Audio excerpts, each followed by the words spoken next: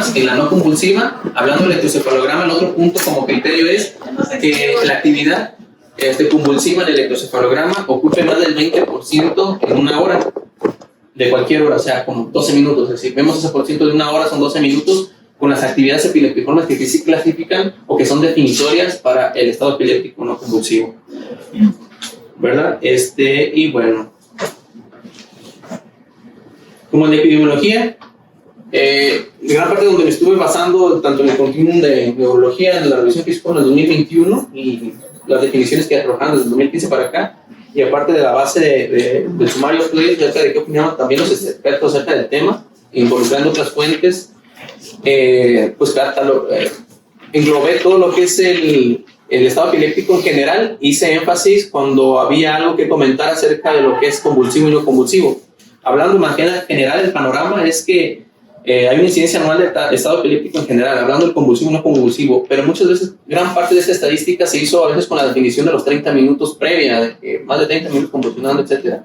Y realmente, como lo sabemos, fue muy subdiagnosticada el estado epiléptico no convulsivo. O sea, realmente, como no tenía tantas manifestaciones clínicas, sobre todo promotoras, las llamativas, ¿verdad? Muchas veces no se llegan a diagnosticar ese y no entraban dentro de la estadística. Que normalmente la incidencia anual ronda del 1.3 a 34 casos por 100,000 y obviamente tiene una distribución por edades bimodal, menores de 1 año y mayores de 60 años en estado epiléptico en general.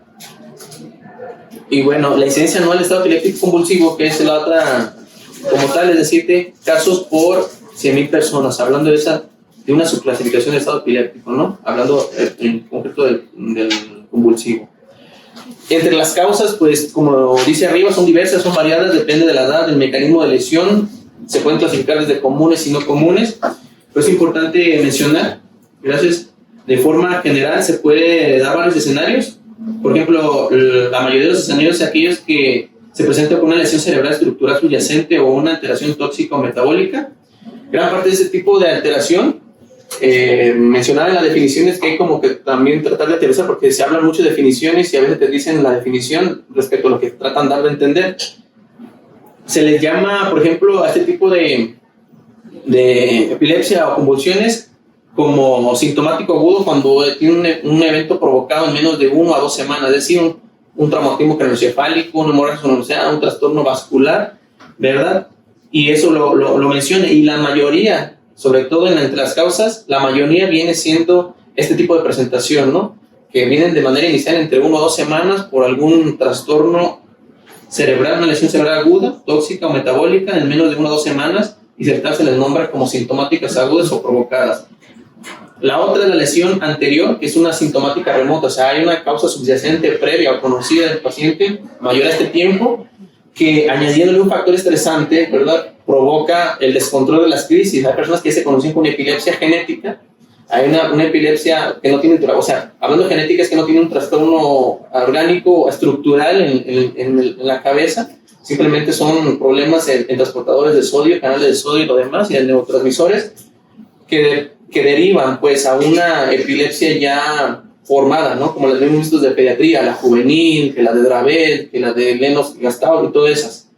Bueno, añadido eso, antecedentes de un trauma craneoencefálico ya de tiempo, no al actual o al agudo de 1 o 2 semanas, la sintomática aguda, o sea, ya remoto, que por un descontrol glucémico, fiebre, sepsis, algún absceso, pues tienda de nuevo a presentar convulsiones, es el otro, ¿no?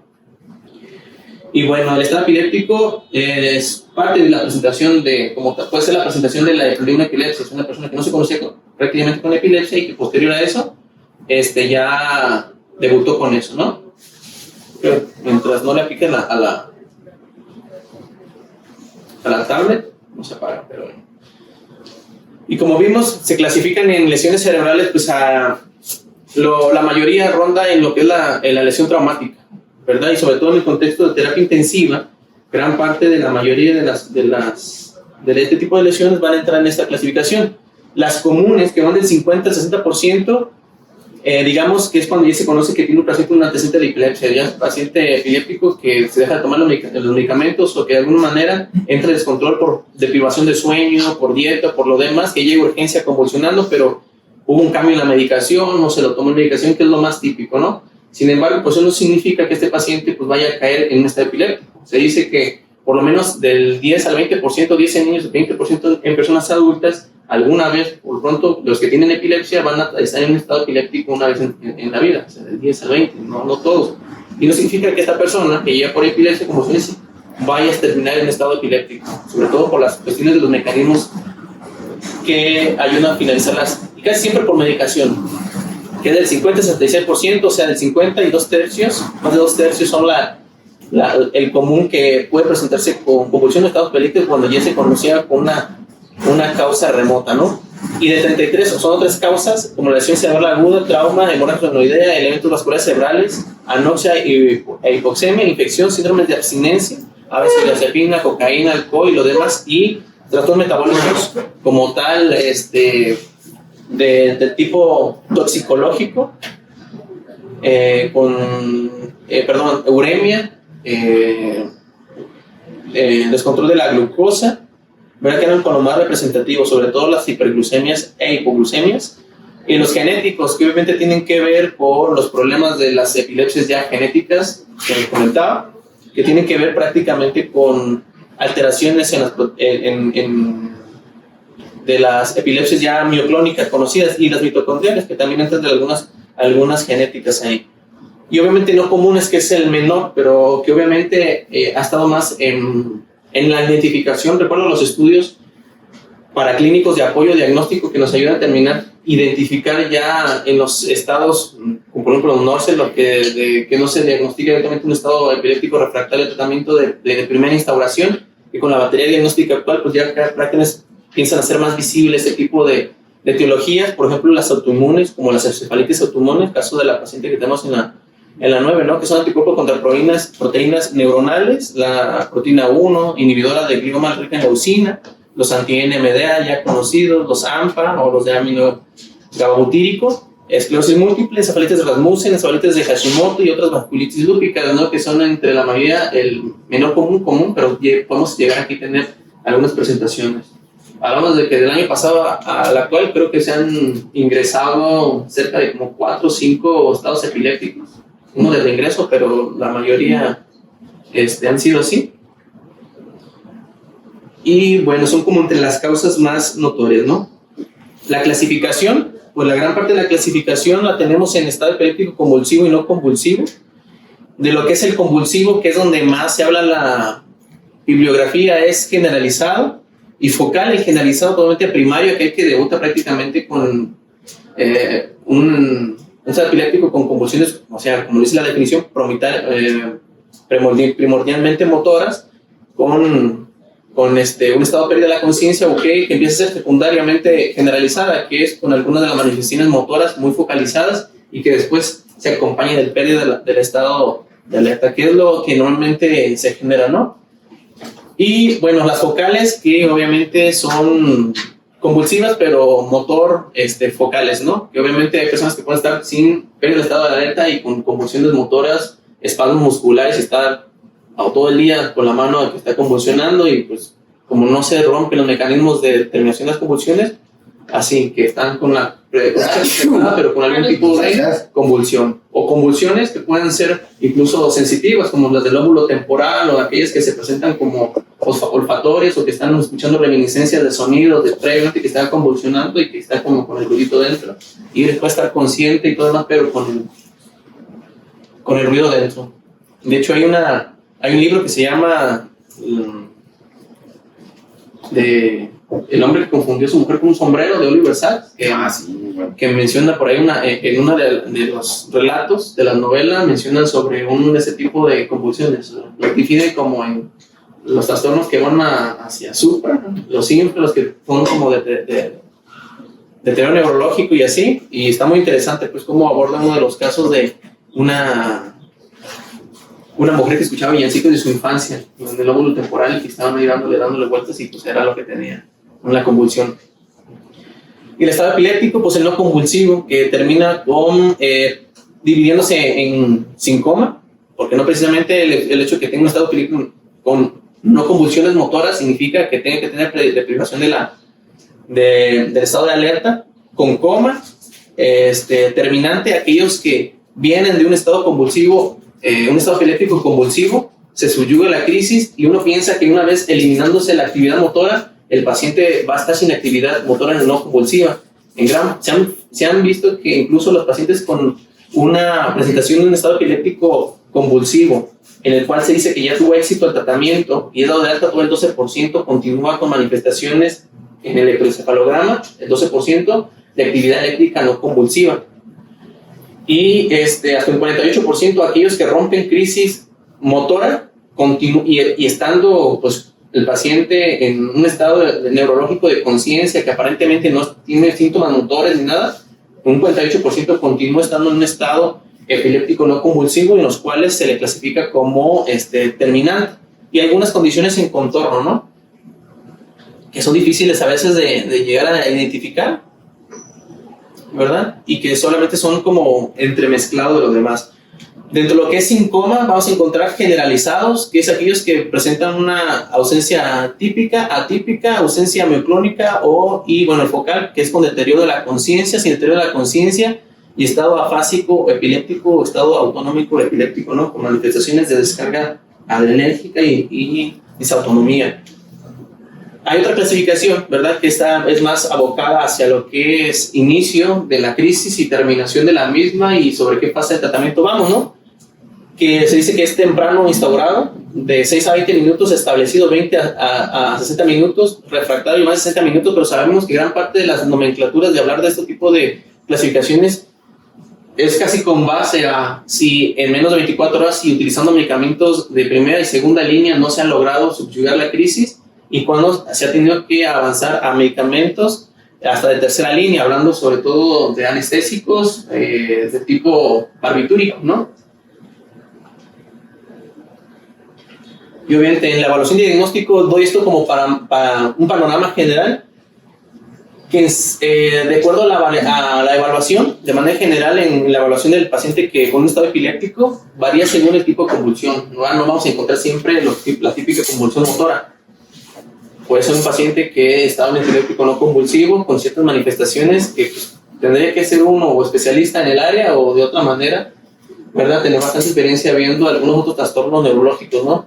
Que terminan con manifestaciones sensoriales, cognitivas o principalmente o autonómicas. El diagnóstico, ¿verdad? Sobre todo cuando es el estado epiléptico convulsivo, es clínico. A menos que exista duda, te vas al electroencefalograma. Pero si el paciente, de manera inicial, cumple con la definición más de 5 minutos con actividad motora, y sobre todo no así que está convulsionando y se mueve como loco, no como una pseudocrisis, sino que obviamente en el correlato, quien lo ve casi nadie ve la primera fase de la convulsión, que es la convulsión tónica, ¿no? El espasmo tónico, y que después en eso viene y son bilaterales. Realmente no es así como el que se tira al piso y parece que está bailando breakdance y todo eso, sino que tiene una correlación. Hay cambios a nivel pupilar, son simétricos, manos, piernas, normalmente hay lesiones, ¿verdad? Sobre boca, pérdida de control de esfínteres, otras cosas que no tan fácilmente se pueden imitar. Pero bueno, entra definición y cuando es muy claro, ¿verdad? Basta pues decir que el diagnóstico es clínico, a menos que exista la duda, sí o sí se necesita de electroencefalograma para poder establecer un estado epiléptico, la temporalidad, más de 5 minutos en el caso convulsivo y con este tipo de manifestaciones. El gabinete, sobre todo cuando tenemos el electroencefalograma, pues obviamente en el no convulsivo va a ser vital para hacer diagnóstico, y en el clínico, en el convulsivo, pues a menos que tengamos duda. Con lo que es la evaluación, obviamente del estado epiléptico, lo que es el estado epiléptico convulsivo, del generalizado sabemos que va a ser eso, ¿no? Pérdida de la conciencia, actividad motora tónica bilateral y después clónica bilateral. En lo que es focal, pues vamos a encontrar sacudidas unilaterales con la conciencia preservada que derivan de a lo que antes se conocía como un estado parcial continuo, los estados epilépticos mioclónicos, genéticos, ¿verdad? Genéticos o no, o sea, hablando de los sintomáticos, o sea, los agudos, los provocados y los genéticos, y después son rítmicos, o más bien aquí arrítmicos, que son como otro tipo de manifestaciones exclusivamente de los mioclónicos, ¿verdad? Sobre, por ejemplo, la epilepsia, el síndrome de epilepsia juvenil, que es uno de esos, que pueden ser tanto benignos como menos benignos, ¿verdad? En el caso benigno, pues lo que es la juvenil, que es algo benigno, pero por ejemplo lo que es el Dravet, Lennox-Gastaut y así, o los que son como por enfermedades metabólicas de depósito, a mitocondrial y demás, pues tiene un curso progresivo más hacia la malignidad y peor control del mismo. Con encefalopatía progresiva, deterioro cognitivo, ausencia, que son otro tipo de manifestaciones como tal focales, no motoras, pero sí como ejemplo la ausencia, mioclónico persistente y tónico. Y los no convulsivos, los síntomas negativos, hablando de los aquellos que van hacia lo bajo, no negativo porque sean malos, sino negativo porque es anestesia, no es hiperalgesia, sino es anestesia, anorexia, afasia, mutismo, amnesia, catatonia, coma, confusión, letargo, mirada fija hacia el deterioro neurológico. Y aquellas no convulsivos, pero que son con síntomas positivos, ¿no? Que son agitaciones, agresión, automatismo, parpadeo, llanto, delirio, ecolalia, como la paciente del 9, ¿no? Que era cambios del comportamiento, alucinaciones y todo eso, y un comportamiento extraño, y a veces la ecolalia o automatismo muy repetitivos, hacer una cosa, estar chascando los dedos o parpadeando demasiado, así como con ciertos tics, podrían ser manifestaciones en este sentido de un estado epiléptico no convulsivo con síntomas positivos.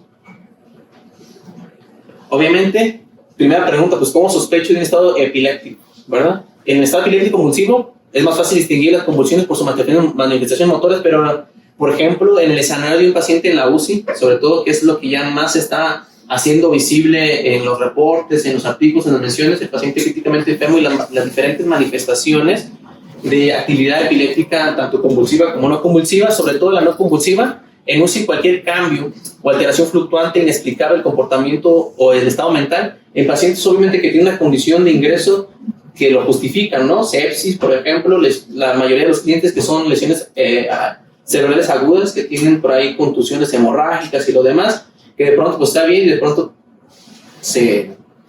te dio delirio, ¿no? Y a veces no cumple la definición de delirio y trae alteraciones del estado de alerta, o aquellos como un mal pronóstico de inicio, con datos de encefalopatía noxicoisquémica que no terminan por despertar de la ventana y que a veces están con ciertos automatismos, chupeteo y que le ponen demasiada atención, muy binocular, con mioquimias y así, que dices, este paciente a lo mejor no termina de despertar porque está a lo mejor en un estado epiléptico no convulsivo y ni nos damos cuenta. Y no nos damos cuenta, sobre todo cuando veamos lo del electroencefalograma, que la mayoría, y sobre todo sobre la bibliografía en la que mayormente se refiere a todo esto, no le batallan por un electroencefalograma de continuo en la unidad de terapia intensiva. Y de hecho, uno de los criterios, no solamente cuando entra una epilepsia, un estado epiléptico como tal, sino cuando dice es refractario, no jaló a benzodiazepina y antiepilépticos de primera línea, el paciente lo vamos a tener que darle un tratamiento de un epiléptico refractario y obviamente se lo tiene que avanzar la vía aérea. Es cuando dicen, vamos a hablarle al terapista, ahora sí, vamos a que nos acomode una unidad en la terapia intensiva, pero con la finalidad de la monitorización electroencefalográfica continua. Y obviamente ese es el escenario en el cual a lo mejor somos más visibles ya en la UCI cuando hablamos de un refractario que requiere monitorización, porque va a ser esencial en el tratamiento. Y en algunos estudios, por lo menos 2 me encontré de 7 millones de pacientes, así, que impactaba en la mortalidad el hecho de la monitorización con electroencefalografía, con la electroencefalografía continua. Y dices, ¿cómo un método de diagnóstico o monitorización, verdad, puede impactar en algo que no debe directamente acción? Obviamente yo creo que tanto las acciones que van derivadas a esa monitorización, ya sea en sí, subyugas crisis o mejora, libera la ventana y no lo sometes a ventilación, a sedación profunda de manera innecesaria con medicamentos de más, digamos, difícil liberación como el pentobarbital o otro tipo de barbitúricos que lleva ventilación prolongada, aumento de la comorbilidad por neumonías asociadas, etcétera, etcétera, que pues impacta directamente la mortalidad por ese hecho, ¿no? Y bueno, pues sobre todo en esos contextos donde más se utiliza y las justificaciones como tal, bueno, en lo que es la evaluación, hablamos de antecedentes, como sabemos, epilepsia, psiquiátricos, traumáticos, infección, tumor, neurocirugía, medicación, abuso de sustancias y demencia, que es lo que uno más o menos le pregunta ahí al familiar. Gran parte de los que nos llegan aquí pues vienen en estado epiléptico refractario y pues están intubados porque ya nos hicieron el favor en urgencias de estabilizar al paciente, manejar la vía aérea y mandarlo acá para monitorización, ¿no? De hecho, tendría que ser con electroencefalograma continuo. De otra manera, pues seríamos estaremos a la electroencefalografía rutinaria que nos programa pues, neurología en su gabinete de vez en cuando. El examen físico es fiebre, laceración, o sea, el examen físico ver posiblemente la manifestación de una convulsión como tal. Y a veces genera un poco de conflicto cuando uno lo lee en la literatura porque hacen referencia a un estado epiléptico a unas convulsiones, pero te dicen no convulsiva, es como cuando te hablan de la quesadilla con queso, ¿no? Y la quesadilla sin queso. Pero si hacen énfasis que cuando se habla de convulsivo es actividad motora. Entonces ponemos nosotros este estado epiléptico, ¿verdad? O hablan de convulsiones, que para ellos es actividad eléctrica, pero cuando dicen convulsivo, lo demás tiene que ser referencia a que estamos hablando efectivamente de actividad motora. Entonces, cuando hablamos de pues, este estado epiléptico convulsivo, hablando de actividad motora, pues que hay laceraciones, pérdida de lesiones secundarias por lo mismo, y obviamente otras cosas en estado físico, ¿no? Gabinete, que obviamente siempre hay que ver si no es secundaria hipoglucemia, electrolitos, alteraciones de la función renal, hepática, hematológica, ciego, panel toxicológico, pruebas de embarazo, algunos pues tienen hasta piridoxina, sobre todo aquellos que están con isonacida y los demás intoxicables por lo mismo que es donde lo sugieren, y obviamente los estudios de imagen que no deben de faltar. Pero pues realmente todo esto no te diagnostica un estado epiléptico, solamente la manifestación es que está convulsionando, que si son obviamente convulsiones, ¿verdad? Y que cumplió con el tiempo. Esto es parte del abordaje que se ensambla en el protocolo de tratamiento, porque a la par de que haces el diagnóstico y a la par de que haces este tipo de investigaciones, te das cuenta que a lo mejor que puedes hacer por el paciente, más que también subyugar la crisis, es tratar la causa que derivó la crisis. Y si puede ser más certero en la causa que trató la crisis, pues obviamente vas a corregir una hipoglucemia y se acabó todo el problema, ¿no? Pero qué difícil es llegar hasta la intubación porque no se dan las convulsiones y lo que tenías de un principio una hipoglucemia, ¿no? Entonces sí es como que parte del abordaje, ¿no?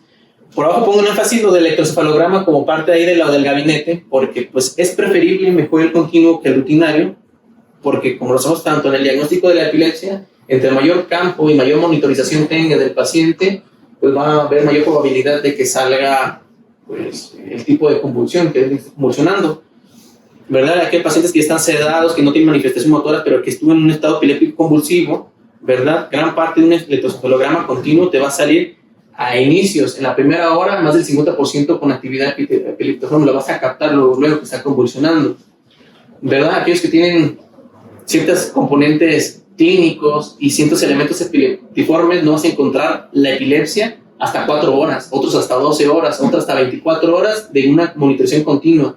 Y obviamente siendo rutinario, en 20 minutos no puedes agarrar menos del 50% o puede que no agarres nada.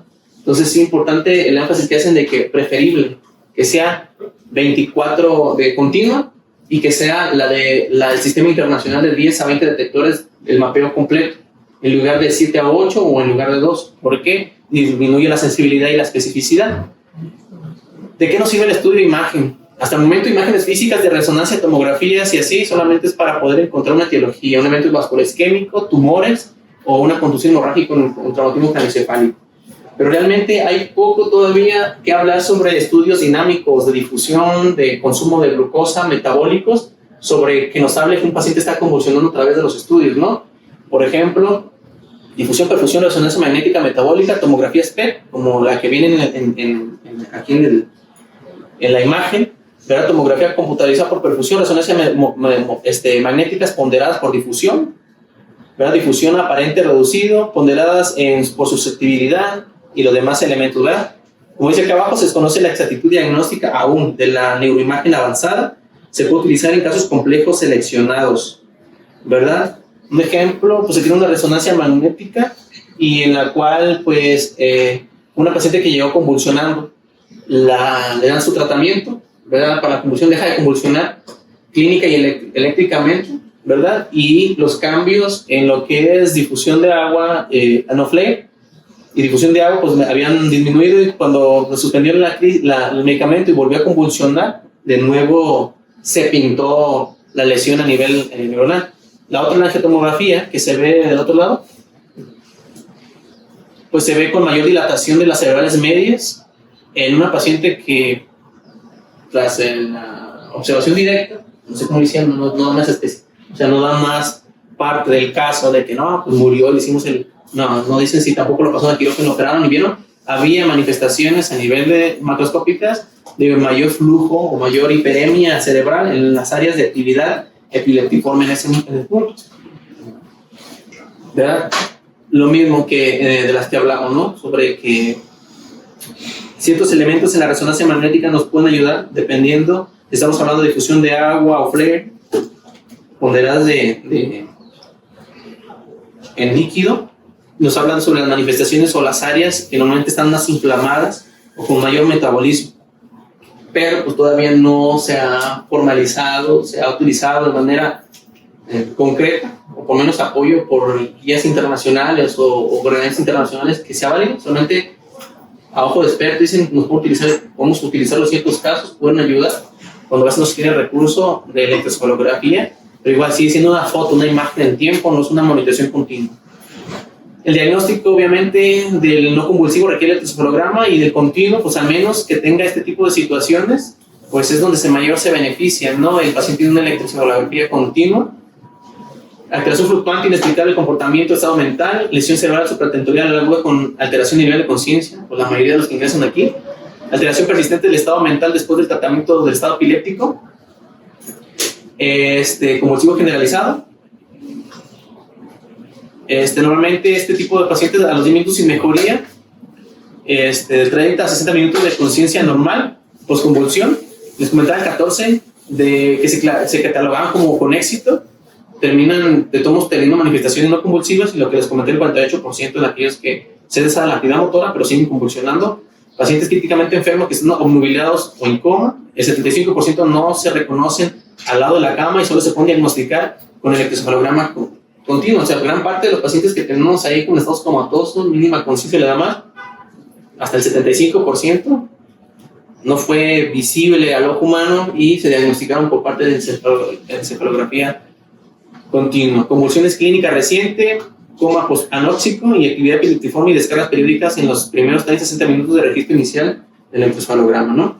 Es lo que obliga a darle continuidad. Y como tal, pues vemos, ¿no? Que el de 24 horas se prefiere que el de 20 minutos, que es mejor el sistema internacional de 10 a 20 electrodos, que el de 7-2, el de 8 a 7, perdón, 7 a 8 y de 2, por especificidad y sensibilidad, y reduce la mortalidad hospitalaria en 2 estudios transversales de mucha población. Ya no los quise poner por no agotar más tiempo, pero son más de 7 millones de personas, y que por lo menos impactaban la mortalidad el hecho de monitorizarlos más estrechamente. A partir del electroencefalograma continuo, pacientes que tienen estados comatosos o antecedente de convulsión aguda o remotas más un patrón de electrocardiograma de electroencefalograma de alto riesgo, por medio de ese modelo de predicción, predicción HELP, se puede predecir qué paciente va a estar convulsionando, puede tener un estado epiléptico no convulsivo. 9 contra 64%, ¿verdad? ¿Qué tipo de actividades epileptiformes normalmente se ponderan? Son las siguientes, y normalmente 0 puntos es 5% de riesgo de que ese paciente pues, ni siquiera desarrolle un tipo de estado epiléptico no convulsivo, ¿no? Que normalmente con una hora de monitoreo, si sale 0 puntos, una hora de monitoreo, si no sale nada, es posible que no va a salir nada y no va a tener convulsionando.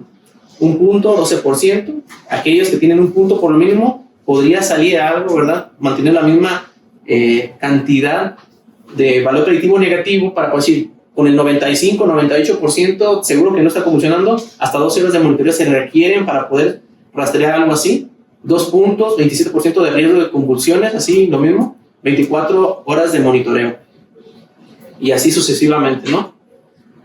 Entonces, el paciente sin encefalopatía epiléptica conocida y los pacientes con epiléptica crónica, encefalopatía síndrome epiléptico, pues están diferentes tipos de manifestaciones epilépticas, ¿no?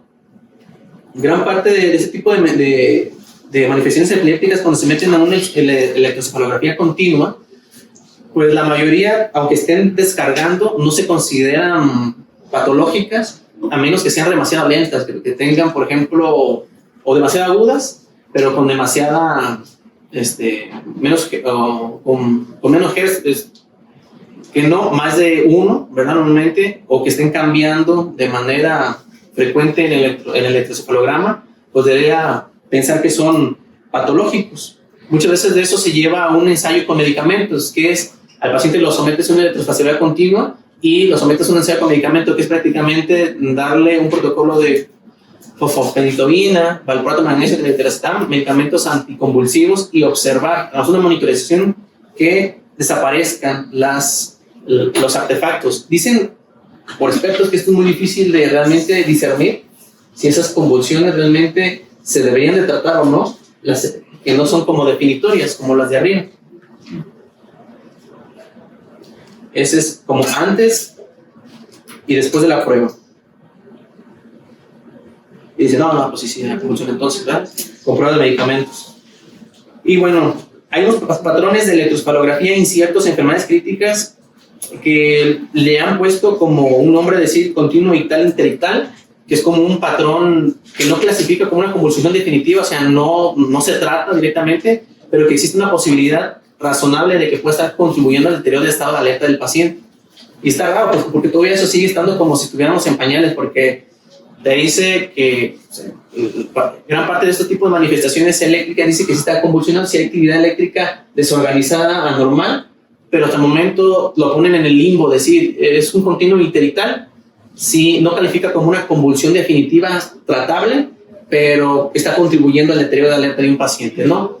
Causando otros síntomas clínicos, y en los cuales pues, se encuentran esos diferentes, con diferentes nomenclaturas, descargas periódicas generalizadas, lateralizadas, independientes, bilaterales de los dos hemisferios, pues, multifocales y unilaterales un solo hemisferio, ¿no? Aquí es que, sobre todo, también aparecen tras la estimulación.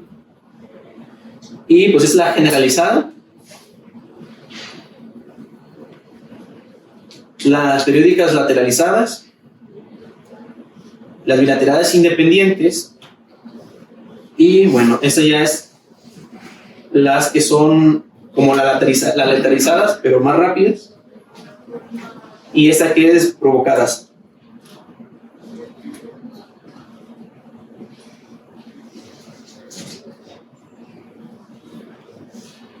Si nos basamos al tratamiento, obviamente, donde más cantidad de elementos en el tratamiento hay, es hablando sobre lo convulsivo.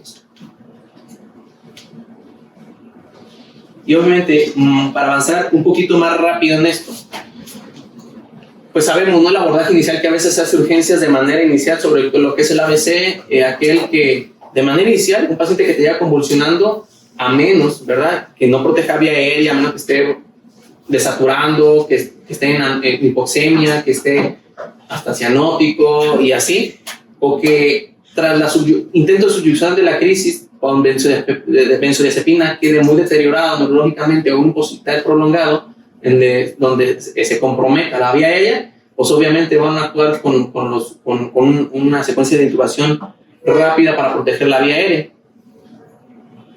Y obviamente el abordaje, como lo vemos de la evaluación y el tratamiento, no suceden a la par. Primero lo evalúo y después lo trato, no, sino que van a la par tratándose, descartando causas corregibles inmediatas, ¿verdad? Para en la medida de lo posible pues evitar la intubación, pero si ya de plano el paciente no respondió porque a lo mejor ya está convulsionando de tiempo y los mecanismos que se encargan de eliminar la crisis ya estaban fracasados completamente, pues ese paciente por eso entró en un estado epiléptico como tal, pues, hablando del tipo 1. Entonces fue necesario proteger la vía aérea y como tal no recomiendan como un medicamento, no, sino que se personalice o se intente personalizar la situación de la inducción sobre los anestésicos, sobre la inducción sobre los sedantes, ¿no?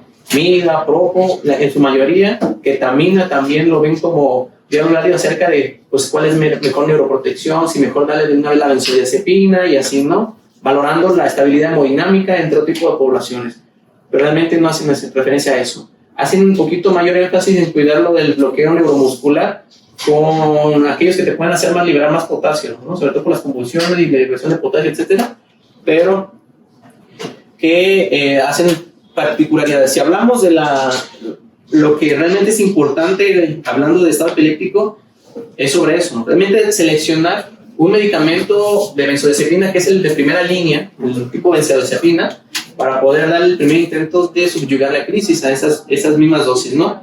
Y realmente la selección, si lorazepam, diazepam o midazolam, tiene que ver más sobre la disponibilidad del medicamento y la ruta de administración que tengas disponible en el momento. Lo más rápido, lo más seguro que te puede hacer administrar la dosis, ¿no? Por ejemplo, compararon lorazepam con midazolam y se vieron que el que era más rápido para subyugar la crisis era el midazolam.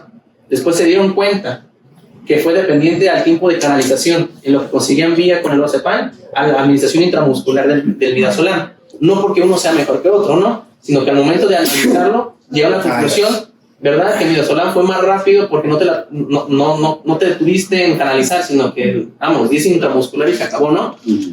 Pero hablando sobre difusión de solubilidad o liposolubilidad en el caso de diazepam, o por ejemplo el lorazepam, que tiene mayor cobertura por la vía media, la distribución en los compartimentos, dura más el lorazepam, o sea, hasta 4 o 8 horas en el sistema, y por eso tiene mejor control de crisis y no te regresan la crisis otra vez convulsionando en menos de 60 minutos, porque su periodo de vida, lo demás, es mejor, aparte, mejor tolerado, puedes estar dando bolitos sin llegar a un punto de límite a comparación de una benzodiazepina del tipo diazepam, que también es medio complicado administrar, porque ahí donde las referencias te dicen administrarlo, no todo el tiempo se tiene, y aparte requieres una vía intravenoso o nasal o rectal, que es donde normalmente lo refieren en las resoluciones, pero pues es válido tanto diazepam, midazolam o lorazepam, depende de lo que tengas, pero sí tener en consideración que si utilizas o diazepam o midazolam, es probable que si no le das el tratamiento con el anticonvulsivo de primera línea,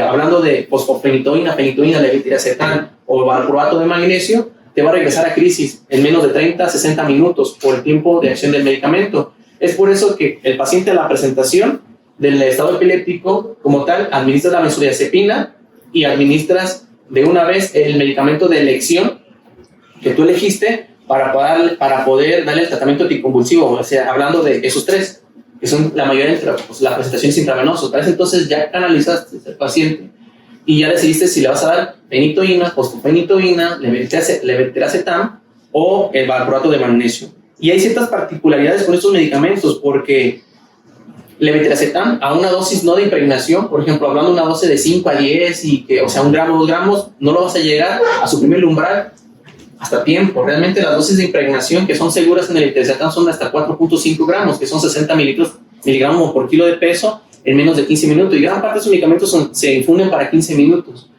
Lo mismo, el utilizar rutinariamente DFH, un gramo de manera rutinaria sin calcular ponderalmente, quedan insuficientes las dosis, ¿no?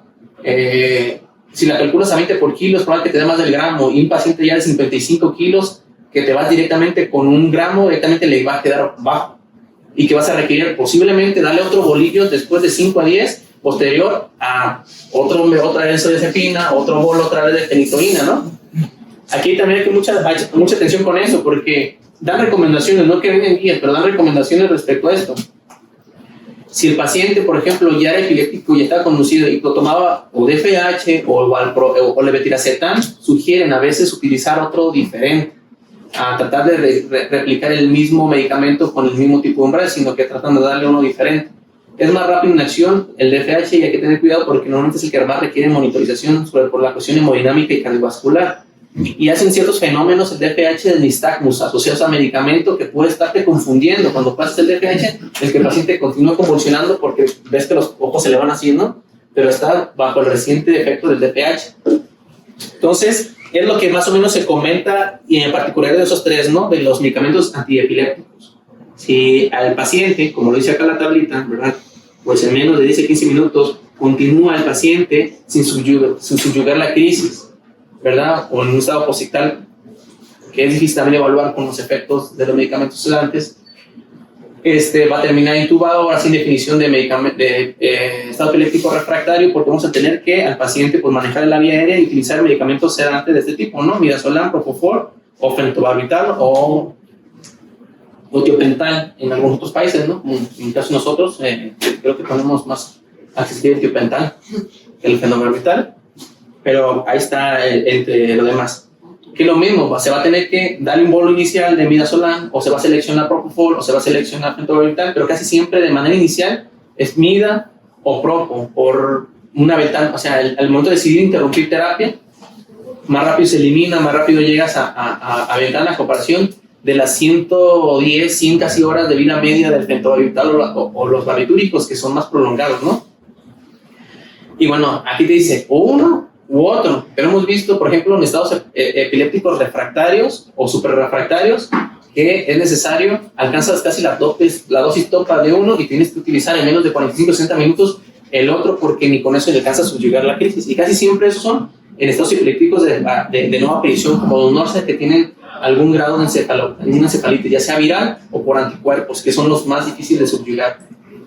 En el caso del de no epiléptico, que es una tableta similar, ¿verdad? Realmente aquí no hacen mayor referencia a decir en qué momento tratamos y cómo tratamos un no convulsivo. Lo tratamos con la misma agresividad o no. Y la mayoría han concordado que de preferencia un estado convulsivo, un estado epiléptico no convulsivo que tiene manifestaciones solamente electrocardiográficas registradas en el electrocardiograma, no se intente volver a sedar. O sea, que inicialmente se trate de ajustar la medicación con medicamentos antiepilépticos no sedantes, leve, Vivacetam, lacosamida, valproato de magnesio y con la fenitoína, en sus diferentes presentaciones, ¿verdad? Y si te das cuenta, aquí ya no son las mismas dosis que manejaban antes. Por ejemplo, la fenitoína ya no son 20 por kilo, la fosfonitoína ya no son tampoco 20 por kilo, a equivalencia de la fenitoína.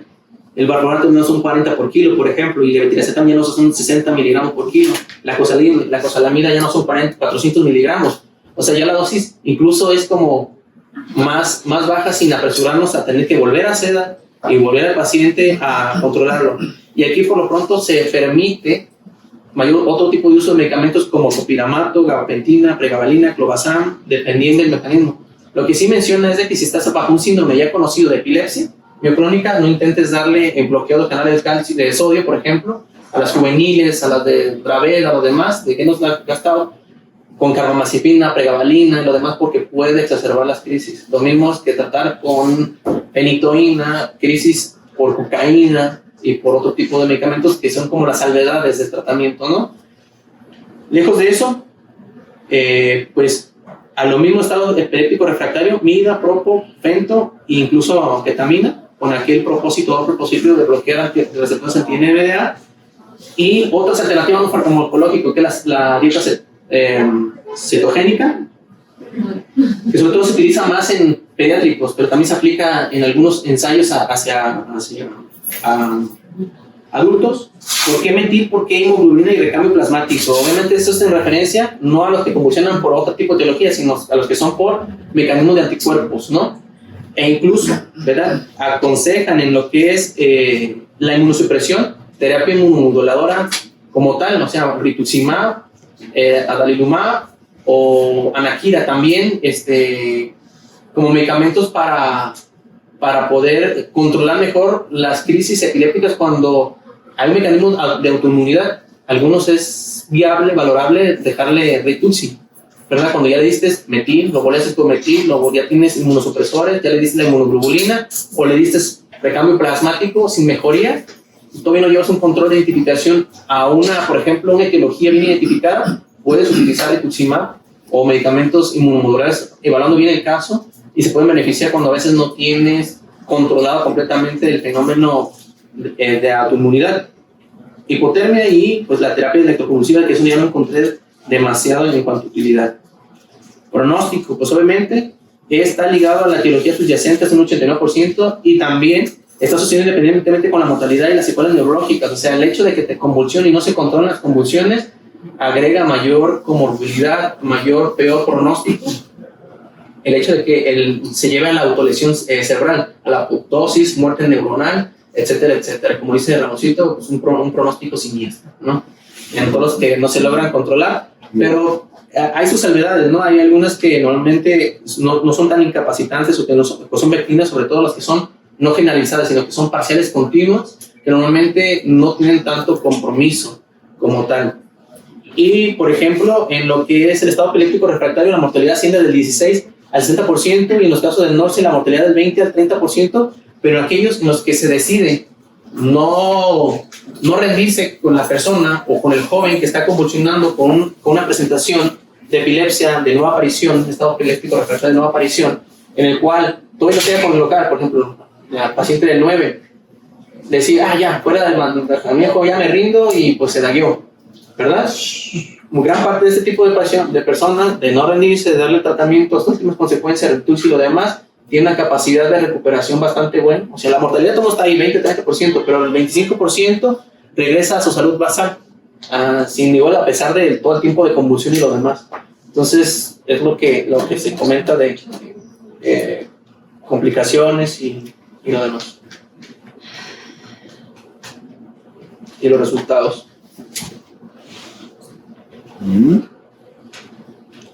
¿Preguntas? ¿Comentarios?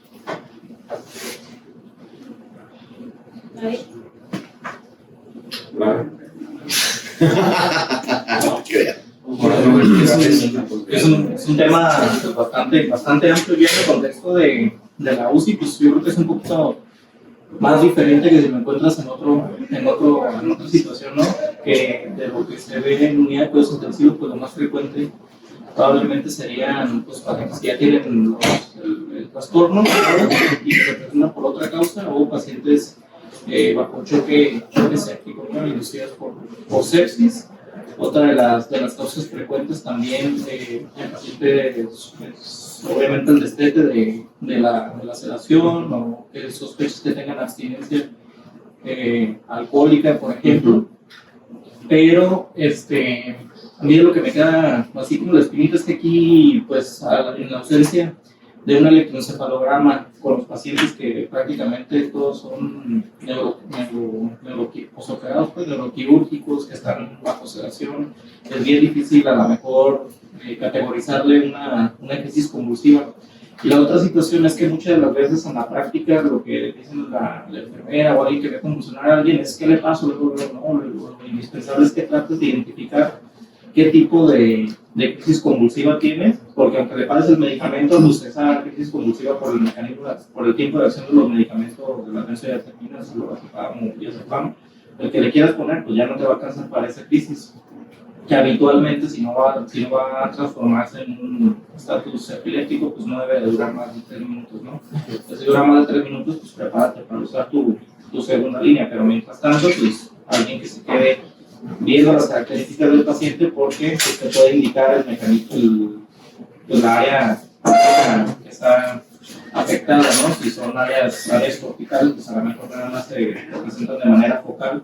Ya si se empiezan a generalizar algo, pues a lo mejor ya afecta el núcleo subcortical, el sistema límbico o incluso el hemisferio contralateral, y pues ya te puedes dar una idea de cuál es la causa. La ausencia de un electroencefalograma, ¿no? Fíjate que a mí también me dio esta misma curiosidad cuando revisando el tema y así, porque realmente si te vas a vías de brainstorm acerca de quién de manera inicial la que es con hundimiento y así, medicaciones, dejas medicamento profiláctico para las convulsiones y de pronto ves estado epiléptico convulsivo y ves cuánto asciende los que se monitorizan. Aquellos que si están bajo un estado epiléptico no convulsivo, lesiones cerebrales agudas, tipo trauma, ¿no? Que asciendes hasta el 75 o los comatosos, ¿verdad? Lo mismo dices, pacientes de aquí a lo mejor, ¿verdad? Que son los de ventana difícil, que están despertando, los demás están convulsionando, tienen convulsiones, tienen todo el factor de convulsión y el derecho de convulsionar con las medicaciones, pero como no se monitorizan, no se identifican, pues siguen siendo invisibles, ¿no? A lo mejor y el paciente posteriormente a los meses, ¿no? Capizca, ¿no? Y controla la crisis. Pero, pues... Como por ejemplo en la práctica ahorita de la paciente en la cama 9, ya le dieron tratamiento con metilprednisona, ya le dieron inmunoglobulina. Sin embargo, pues se le ajustó los anticoagulantes, ¿no? Tiene el divaricetán intravenoso y tiene otros medicamentos para ayudar. Pero al momento de que uno la quiere despertar, pues la otra vez se presentó, fue parte no convulsivo que hizo hipertensión, hizo taquicardia, se confundió incluso con una taquicardia supraarticular y fue en el contexto de un estado de epiléptico no convulsivo, pero pues no se da cuenta uno porque no tiene eso. Ahora, el plan es hacerle un electroencefalograma, como bien lo menciona, si bien le van a hacer 20-30 minutos, Aunque ese salga bien y le quitaron la sedación, tiene alto riesgo de volver a suceder por el mecanismo pues, de comunidad que tiene la paciente y que no mejoró a través del curso de metilprednisolona y de inmunoglobulina. La gente es biológica. Es que ahí ya sería dejar el tratamiento inmunosupresor. Sí, Rituximab. Una línea, pues. Porque ya dándole Rituximab se puede llegar a liberar o sea, al despertar sin que te convulsione, liberar la ventana micro para continuar el protocolo diagnóstico y decir, pues, de dónde están los paranoplasia y dónde están emitiendo los anticuerpos, ¿no? Y a lo que voy es Pues es que en un mundo ideal esa paciente, desde que tú diagnosticaste el estatus epiléptico refractario, tuvo que haber tenido el electroencefalograma. Para Se va titulando. En teoría tienes la monitorización y está convulsionando y tú vas titulando. En teoría te dicen midazolam y tú vas aumentando de punto 1 a punto 3 y vas aumentando cada 15 minutos hasta que pues cede un poco el estado epiléptico y luego posteriormente primero son bolos, luego ya empieza la infusión. Si pasas arriba de punto 5, bueno, la guía que yo leí, si pasas arriba de punto 5 de midazolam, cuando agregas ya el doble, que te agrega 15, que es propofol, y ya sucesivamente, ya si no lo controlas, te vas a dosis máximas, que el midazolam puede ser hasta menciona hasta 3. El problema es que no tienes un parámetro 3 objetivo para mejorar 3 miligramos por hora. De hecho, busqué de manera intencionada esos objetivos que comenta el doctor y realmente no hay mucha información. Hay una propuesta en un estudio de revisión de Lancet donde dice que una vez que tengas la monitorización con electroencefalograma, en igual de dejar una dosis fija como te recomiendan las guías, es llevarlo a una actividad eléctrica de supresión de ráfagas, que sea de 1 a 2 veces por 10 segundos de intervalos libres. Eso sería como que lo ideal para que el paciente no esté consumiendo glucosa, tiamina, pero es una propuesta nada más que viene, pues no está generalizado, no tenemos electroencefalograma y pues... Porque lo que pasa es que dicen... también es una posible importante, o sea, sí. No nada más es, ya lo tengo, ya lo voy a despertar y lo voy a desincardiar. De hecho, te lo maneja también por dosis, hasta con porcentaje de cuántas dosis fue lo máximo. Ajá. Y en parte de ahí lo desescalando poco a poco para evitar la... Pero si te vas a ver todo eso es artesanal, pues... Sí, es artesanal. O sea, porque sí, no. tan artesanal que te dice en la guía, de hecho, que única vez cuando se sustituye la actividad motora te dicen, y la dosis, déjalo ir por 24 horas, a 48 no le muevas a la dosis hasta después intentar despertar de hacer que tantas maniobras, porque no solamente es dejarlo dormido, ok, confiamos en que se restablezcan los mecanismos supresores propios del paciente de la crisis, pero si no tratas la cosa de base, o sea, en ese inter, la vas a despertar y vas a despertar igual, o sea... Entonces, dice que le devuelvas 30%, ¿y por qué no 35%? Y pues, sí, es algo... O sea, es algo que alguien le hizo, le funcionó y lo escribió, pues, o sea, no es algo que establecido. Hacen la superreportera, también ya hay la dieta cetogénica y también dice el infusorio de sulfato de magnesio, que hay otros guías que ya te lo mandan, que son 4 gramos para 24 horas, siempre y cuando el magnesio no suba arriba de 6.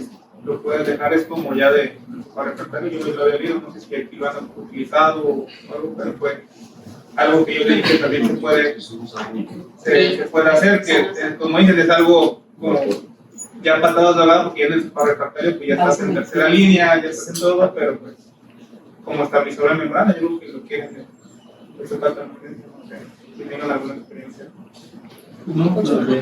con eso.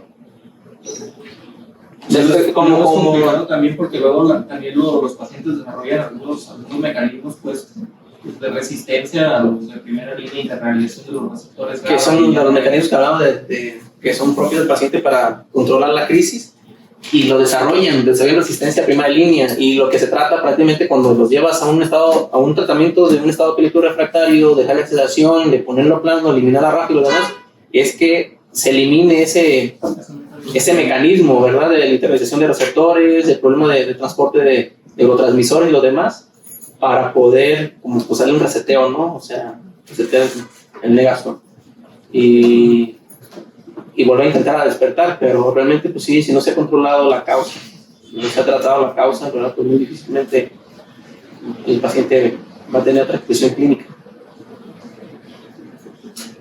Mencionar que es un tema aparte, ¿no? Para los pacientes embarazadas pues es más probable que tengan también pueden tener estados epilépticos convulsivos, embarazadas. Es más probable cuando tienen epilepsia se embarazan porque pues aumenta la depuración de creatinina, ¿no? ¿Y viste por qué la prueba de embarazo en una evaluación? Ya el doctor Chávez tiene razón.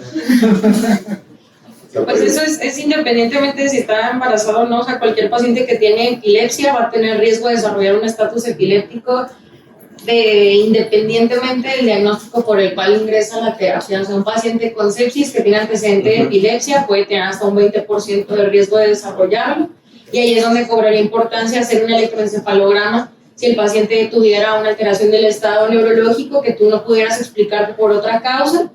Si tuvieran alteración, pues ya sería pues importante lo de la escala que mencionó Abiud, ¿no? El 2 Helps to Be, los patrones anormales que no necesariamente te van a hablar de que el paciente está convulsionando, sino de que tuviera un riesgo de desarrollar una crisis convulsiva en el momento. Las lateralizadas, generalizadas, etc., tienen hasta un 70% de riesgo y está debatido si les vas a dar tratamiento o no. Hay mucha gente que no le da, otras que sí, por el riesgo de desarrollarlo, pero pues independientemente se ganan el electroencefalograma continuo hasta por 24 horas. Pero pues eso sería en un mundo ideal. Supongo que nosotros por eso les damos tratamiento, porque pues no tenemos manera de vigilar. Es que es mucho más complejo, obviamente, todo en el contexto del paciente comatoso o crítico. Aquí, por ejemplo, en todas las patologías que mayormente ingresamos, ya sea los operados de tumores, traumatismos, EBCs, son hasta 10 al 15% de que el paciente presenta estatus convulsivo y son pronósticos de esos pacientes que les va a ir más mal. La meningitis, pues sí excede un poquito eso, hasta más del 30% puede presentar el estado epiléptico convulsivo con el paciente sedado. Es muy importante, como no tenemos el acceso al electroencefalograma, los datos sutiles, ¿no? Por ahí no sé con la 9, yo no estuve ese día, pero no estoy claro de que haya sido un estatus no convulsivo o un estatus convulsivo, ¿no? Habría que haber visto bien si hay alguna fasciculación, alguna elevación de la mirada o nada más el comportamiento como de disautonomía, ¿no? Entonces, en base a eso, pues también puedes ir ajustando la dosis, porque en sábado, esas zonas, pues quizá en ningún lado te vayan a hacer el electroencefalograma. Y por otro lado, comentar lo decía, el estatus epiléptico no convulsivo, muchos pacientes en aparente estado comatoso, es difícil realmente identificar, porque el estatus no convulsivo lo que vas a ver es alteraciones del comportamiento, alteraciones del estado mental, que en un paciente intubado pues es muy difícil de evaluar, y ausencia de movimiento, ¿no? Quizás ese paciente que no te responde, aquí pues la probabilidad pretest pues sería alta, aunque es hasta el 10%, pero aquí hay veces que 10 de nuestros 14 pacientes son neurocríticos, entonces es probable que alguno en estado comatoso y es muy difícil darse cuenta, y inicias el anticonvulsivo y el paciente empieza a despertar, ¿no? Sería algo. Pues la verdad es que es muy difícil, pues sí tienes que hacer una interpretación clínica muy detallada, incluso los neurólogos, les digo yo, son datos, dicen datos sutiles, son datos muy sutiles, porque a lo mejor nada más ustedes los reconocen, ¿no? Entonces siempre pues evaluar bien la cuestión clínica, ya que no tenemos y no vamos a tener el acceso al electroencefalograma, y probablemente donde nos vayamos después de aquí tampoco, pues. Y luego, si no se tiene experiencia, por ejemplo, como comentaba Osvaldo, el protocolo de Winning, o sea, el protocolo de liberarle la sedación y lo demás, monitorizada también es un rollo, porque como dice Diana, no todos se tratan. Aquí es que empiezas a despertar y te hace alteraciones epileptiformes, pero que no son definitorias, sino que son las de dictal e interdictal, que no te frenes, sigue a la ventana, aunque tenga esta manifestación, no vas a tratarlo. Pero bueno, eso sí está documentado, y es lo que te dice, o sea, si el paciente no tiene como tal una descarga epileptiforme, no tiene por qué contraindicar el que tú continúes el Winning, o sea, no es llevarlo a un patrón normal, sino pues ver que no tiene esas descargas. Por eso digo que aquí no tiene la experiencia, o el centro no tiene la experiencia, está trabajando de esa manera, otro que lo quiere usar a lo mejor sin esa experiencia, pues en la interpretación lo va a dejar sedado por vida, yo creo, ¿no? Porque a ver si no, te lo despierto y me hace estas manifestaciones que no tengo ni idea si me está convulsionando o no. En algunos es complicado realmente llegar a la liberación y decir, ¿qué onda? Quedamos todos de acuerdo que no se va a tratar, porque no es una manifestación, un definitorio de convulsión, sino es uno vital interdictal, pues no es diagnóstico ni definitorio, pues sigue la liberación. No sé si se acuerdan que tuvimos el Ecolima que nos mandaron, o no sé, Puerto Vallarta, Ecolima, un gordito que venía convulsionado como de 30 días, aquí duró 30 días intubados y estuvo a la primera. Íntegro, de hecho.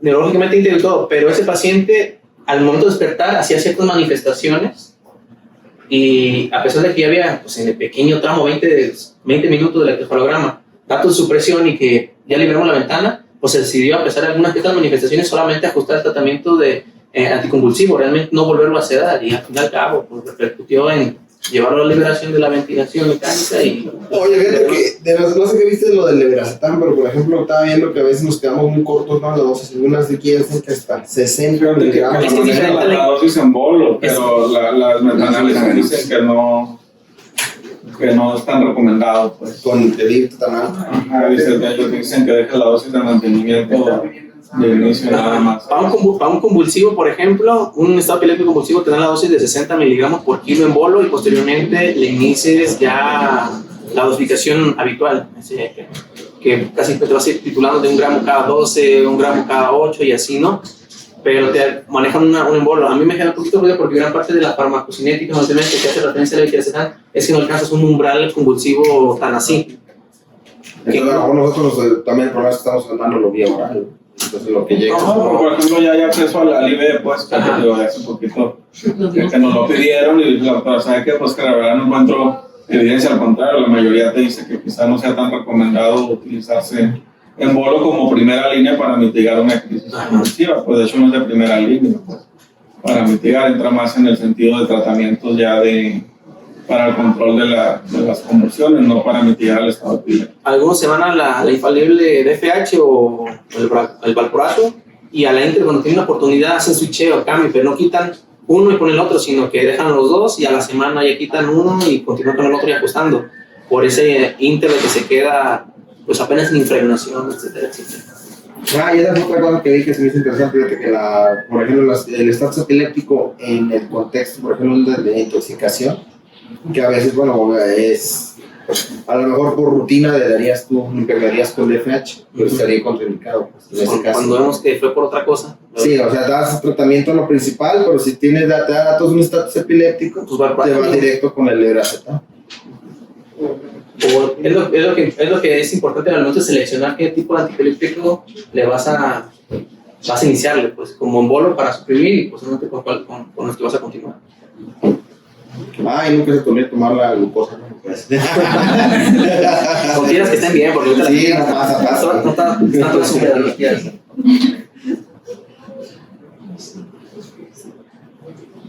Que mañana va a venir una neuróloga a darnos una plática. Me pregunta el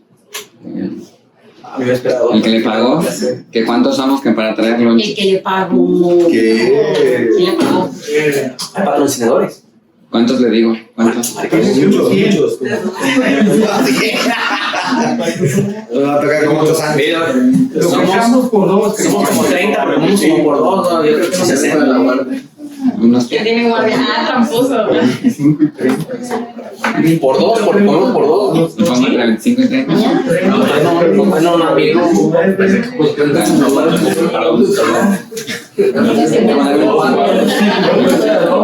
Y luego además trae chamarrita para llevar. Los invitados, doctor. Los invitados. ¿Tú eres mi esposa de mi hija? Ya comimos. En la noche no, Ya comimos.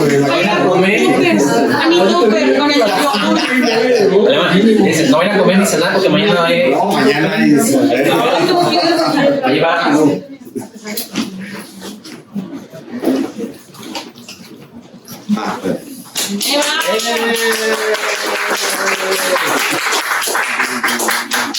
Háblele a